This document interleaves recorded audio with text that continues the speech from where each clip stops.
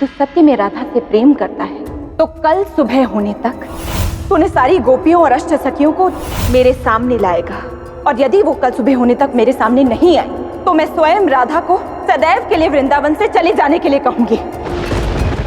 यदि कृष्ण सुबह तक अन्य गोपियों और अष्ट सखियों को नहीं ला पाया तो क्या मैया सत्य में मुझे यहाँ से जाने को कह देंगी?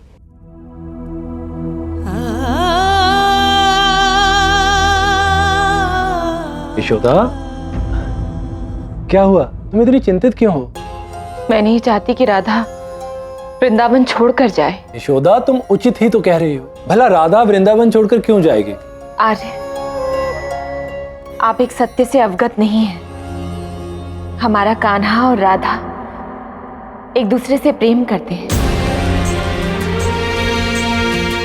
मुझे जब इस बात का पता चला तो मुझे बहुत प्रसन्नता हुई। मैं राधा और कान्हा के विवाह के सपने सजाने लगी थी, परंतु जब कान्हा से मैंने इस बारे में पूछा तो कान्हा कुछ और ही कह रहा था। मुझे ऐसा लगता है कि ये जो हमारी प्रिय राधा है ना, इसके विषय में सोच के लाभ क्या होगा, क्योंकि है तो ये अतिथि, कुछ समय के लिए आई है, कुछ समय पश्चात चली जाएंगे, तो क्यों सोचे। और तो और उसने राधा की अष्ट सखियों को भी कहीं छुपा दिया है ताकि वो कीर्तिदा के सामने आकर ये सब बातें ना बोल सके। इसलिए मैंने कान्हा से कह दिया कि या तो वो राधा के प्रति अपने प्रेम को स्वीकारे या फिर मैं राधा को वृंदावन से चली जाने के लिए कह दूंगी। और मैं केवल यही चाहती हूँ कि राधा यहीं रहे मेरे पास, इस घर की बहू बनकर। ये तो अत्यंत प्रसन्नता की बात है। राधा और कान्हा एक दूसरे से प्रेम करते हैं और हमें ज्ञात ही नहीं। छोड़ो, रही बात राधा के कहीं आने की, यदि तुम नहीं चाहते, हमारा कान्हा नहीं चाहता, राधा नहीं चाहती कि राधा कहीं जाए, तो देख लेना कल प्रातः तक इस समस्या का निदान अवश्य हो जाएगा। अब तो मैं भी यही चाहता हूं कि हमारी राधा हमें छोड़कर कहीं ना जाए। ये उलझन स्वयं ही सुलझ जाएगी, तुम निश्चिंत रहो। कैसे निश्चिंत रहूं आर्य? मेरी राधा के हृदय की एक एक धड़कन को मैं पहचानती हूँ, परंतु कृष्ण, क्या पता वो हमारी राधा से प्रेम करता भी है कि नहीं। यदि ये प्रेम परस्पर ना हुआ तो हमारी राधा के हृदय को आहत पहुंचेगी। जानता हूँ कीर्तिदा, राधा आहत होगी, किंतु अपनी पुत्री की चिंता में हमें ये नहीं भूलना चाहिए कि जितना बड़ा ये निर्णय हमारे लिए है उतना ही बड़ा कृष्ण के लिए भी है। संयम रखो और उसे समय दो। कृष्ण को अपने हृदय में राधा के स्थान को टटोलने दो। किंतु हमारी राधा का क्या हाल है? कीर्तिदा, तुम ही तो कहती हो कि हमारी पुत्री बहुत समझदार हो गई है, और फिर कान्हा कितनी भी शरारतें क्यों ना करे, हमारी पुत्री राधा का हृदय जानबूझ के नहीं दुखाएगा। ये सब कुछ उन दोनों पर छोड़ दो, उन्हें अपने जीवन का निर्णय स्वयं लेने दो।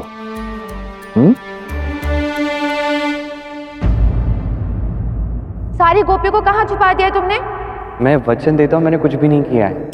यदि ये सब कृष्ण ने नहीं किया तो किसने किया होगा? कौन कर सकता है ये सब? यहाँ प्रश्न मेरे और कृष्ण के विवाह का है। मुझे पता लगाना ही होगा किसके पीछे किसका हाथ है। भले ही उसके लिए मुझे अपनी शक्तियों का प्रयोग ही क्यों ना करना पड़े, मैं करूंगी। यदि मैं यह सिद्ध कर दूं कि वृंदावन संसार का सबसे सुंदर स्थान नहीं है तो राधा स्वयं ही अपनी घोषणा का खंडन कर देगी, मुझे पूर्ण विश्वास है। अब मुझे किसी भी मूल्य पर कृष्ण को यह सिद्ध करना ही होगा कि वृंदावन संसार का सबसे सुंदर स्थान नहीं है।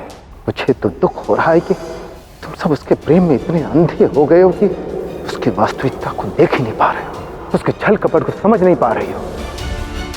अब वृंदावन में एक भी गोपी शेष नहीं रहेगी। अब देखते हैं कि कृष्ण क्या करते हैं।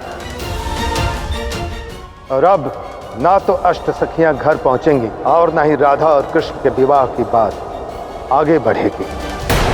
ब्रह्मदेव, आप आप अपने अहम के लिए ये सब कैसे कर सकते हैं? अर्थात कृष्ण ने झूठ नहीं कहा था, इसके पीछे ब्रह्मदेव का हाथ है। उन्होंने अपने अहंकार के मद में ये सब किया है। तो कृष्ण ने मुझे इसके विषय में कुछ बताया क्यों नहीं? ब्रह्मदेव ने जो कर दिया सो कर दिया, किंतु यदि सुबह तक सभी गोपियां और अष्ट सखियां घर लौटकर नहीं आई तो मुझे ही कुछ करना होगा। यशोदा मैया के हृदय को दुखाने का परिणाम क्या हो सकता है, ये उन्हें पता चलना ही चाहिए। अपने अंतिम दांव खेलने का समय आ गया है। जब तक सभी देवी देवता और स्वयं राधा और कृष्ण यह स्वीकार कर नहीं लेते कि वृंदावन ब्रह्मांड का सबसे सर्वश्रेष्ठ स्थान नहीं है, तब तक मैं शांति से बैठने वाला नहीं हूं। कल प्रातः यशोदा के समक्ष कृष्ण अष्ट सखियों और गोपियों को लाने के लिए अपनी माया का प्रयोग अवश्य करेंगे, किंतु जब उनसे मिलने के लिए यशोदा ही वहां उपस्थित ना हो तो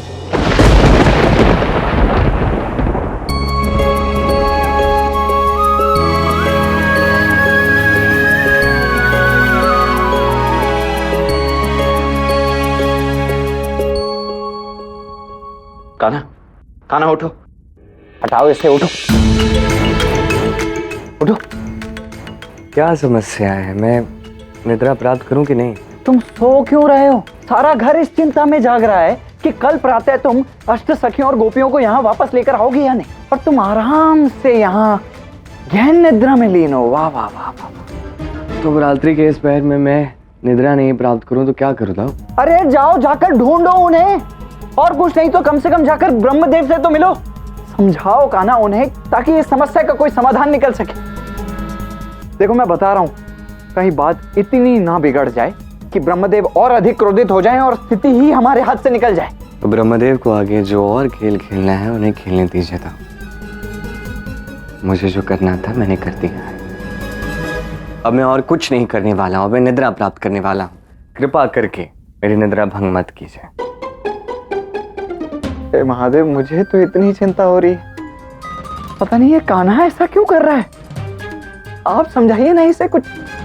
ये क्या महादेव, कृष्ण का ये व्यवहार तो मेरी भी समझ से परे है। उन्होंने बलराम से ऐसा क्यों कहा कि उन्हें जो करना था कर दिया? मुझे तो लगा था कि इससे पहले ब्रह्मदेव माता यशोदा के साथ कुछ करे, कृष्ण अपना अंतिम दांव अवश्य खेलेंगे, किंतु अब क्या होगा? वो तो पलट गए। अब तो ब्रह्मदेव का अहंकार बहुत बढ़ जाएगा और राधा को भी अपने शब्दों को वापस लेना पड़ेगा। गौरी, नारायण इस संसार के पालन करता है।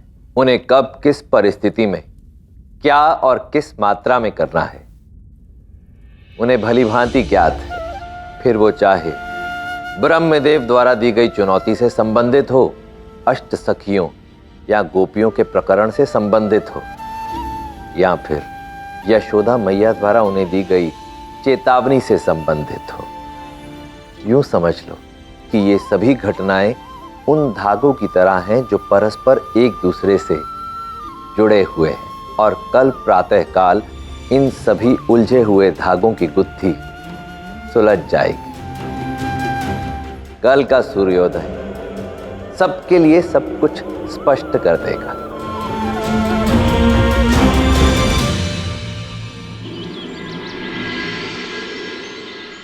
आशा करती हूँ कि अष्ट सखियां और गोपियां जल्द ही घर आ जाएं।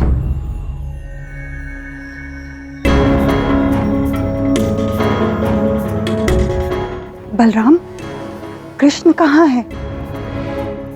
ये तो मुझे भी ज्ञात नहीं कीर्तिदा काकी। संभवतः किसी आवश्यक कार्य से गया होगा। मुझे जो करना था मैंने कर दिया है। अब मैं और कुछ नहीं करने वाला हूं, मैं निद्रा प्राप्त करने वाला हूं। कृपा करके मेरी निद्रा भंग मत कीजिए। लगता है अब मुझे ही कुछ करना होगा।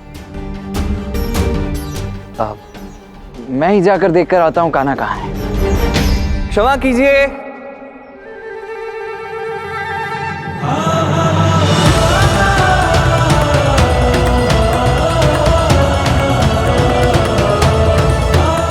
क्षमा कीजिए, आने में विलंब हो गया। कार्य ही कुछ ऐसा था।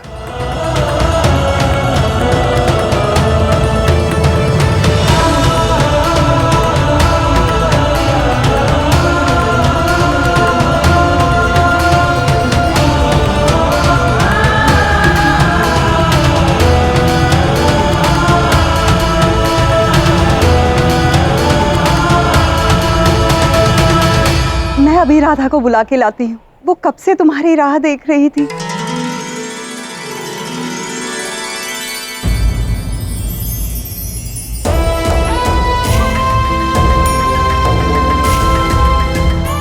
राधा, तुम तो यही हो। देखो ना, अष्ट सखियां वापस आ गई और सारी गोपियां भी। अब तो तुम प्रसन्न हो ना।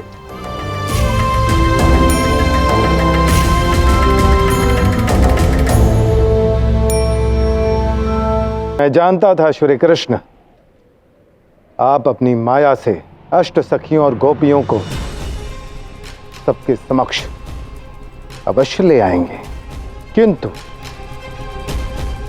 यह प्रसन्नता कुछ ही क्षणों की है, क्योंकि इस खेल में मेरे अगले दांव का अनुमान आप सब में से कोई भी नहीं लगा सकता है। कान्हा, कान्हा, कान्हा।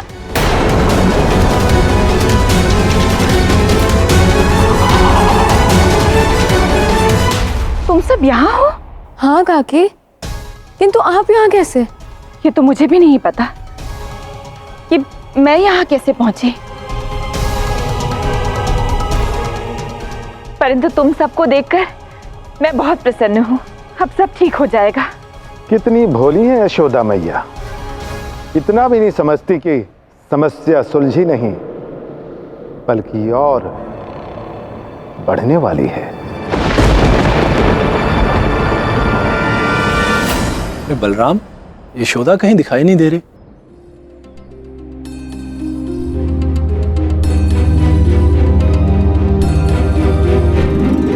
खेल ही दिया ब्रह्मदेव ने नया था, अब न जाने क्या होगा। तुम जानती हो राधा, अब तुम्हें क्या करना है। बाबा, यशोदा मैया तो सुबह की पूजा की तैयारी में व्यस्त होंगी। मैं अभी बुला लाती हूँ उन्हें।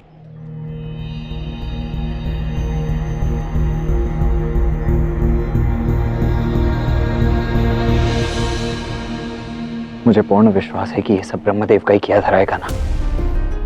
उन्होंने ही मैया को भी लुप्त किया है ताकि तुम्हारे और राधा के विवाह की बात आगे न बढ़ सके। मेरी बात मानो, अभी भी समय है, जाओ जाकर बात करो ना, समझाओ ब्रह्मदेव को। न जाने इस समय मैया कहाँ होंगी, किस अवस्था में होंगी कान्हा। कान्हा,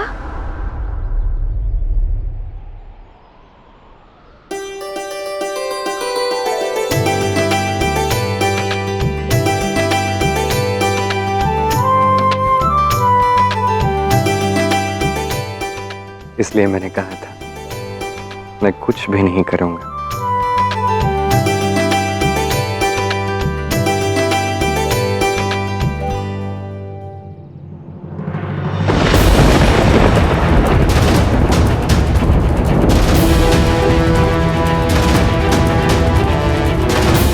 यह कैसे हो सकता है?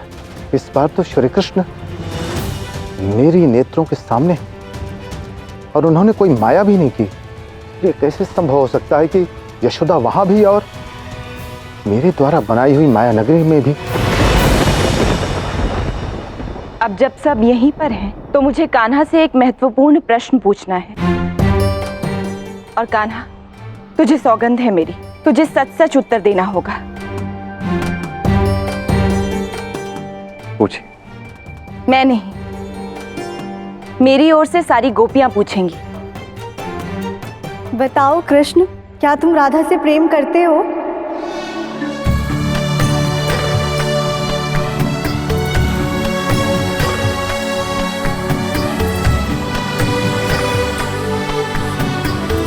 हाँ, मैं राधा से प्रेम करता हूँ, प्रेम करता हूँ, प्रेम करता हूँ।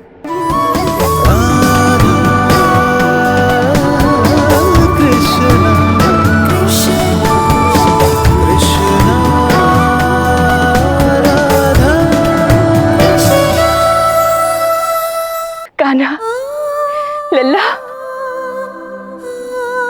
तू नहीं जानता लल्ला, तूने मुझे प्रसन्नता का कितना बड़ा उपहार दिया है। मैं बहुत प्रसन्न हूँ मेरा प्यारा लल्ला। कीर्तिदा, मैं कल तुमसे यही बात करने आई थी। मैंने तुम्हारी राधा के लिए अपने कान्हा को ही चुना है। कीर्तिदा काकी, हम सभी सखियां और गोपियां इस बात से सहमत है कि राधा और कृष्ण की जोड़ी इस संसार में सबसे सर्वश्रेष्ठ होगी। कितना सुखद अवसर है मित्र नंद। कभी सोचा नहीं था कि इतनी पुरानी मित्रता नए संबंध में बदल जाएंगे। हाँ मित्र। अरे कीर्तिदा, यहाँ हर्ष का अवसर है, सबका मुंह मीठा नहीं कराओगी? हाँ कृष्ण, तुमने ये तो स्वीकार कर लिया कि तुम मेरी राधा से प्रेम करते हो, परंतु क्या तुम राधा से विवाह भी करना चाहते हो?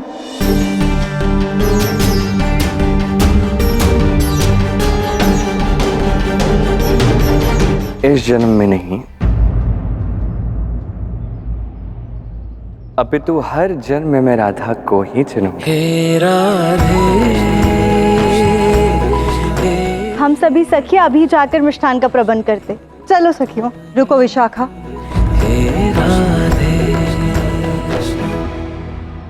क्या हुआ कीर्तिदा? मैं कृष्ण को परखना चाहती हूँ। मैं देखना चाहती हूँ कि वो अपनी होने वाली अर्धांगिनी के साथ कैसा व्यवहार करेगा। अपने सास ससुर का मान करेगा या नहीं करेगा, अपने कुटुंब, अपने संबंधों को संभाल पाएगा भी कि नहीं पाएगा। यदि कृष्ण चाहता है कि ये संबंध जुड़े तो उसे पहले मुझे प्रभावित करना होगा। उसके बाद ही मैं ये तय करूंगी कि ये संबंध जुड़ेगा या नहीं जुड़ेगा।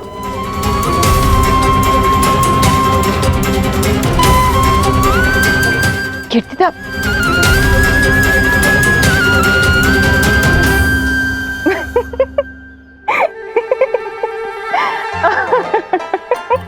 आप हंस क्यों रही हैं? हंसू ना तो और क्या करूं? कान्हा तो सदैव ही हम सबके साथ खेल खेलता ही रहता है। अब कीर्तिदा ने भी ये सब आरंभ कर दिया है। कान्हा, जा और जाके ढूंढ अपनी होने वाली सास को रिझाने का कोई नया उपाय। और हाँ, हमसे किसी भी प्रकार की सहायता की अपेक्षा मत करना। तेरी सास है, तू ही जाने। चलो सब, इस पहेली का हल इसे स्वयं ही ढूंढने दो। चलो। सुना कृष्ण, अब तो तुम्हें माँ के मन को प्रभावित करना ही पड़ेगा। पहले मेरी बात मान लेते तो कम परिश्रम करना पड़ता ना, तब कदाचित मैं भी तुम्हारी थोड़ी सहायता कर देती, किंतु अब तो तुम्हें सब स्वयं ही करना पड़ेगा।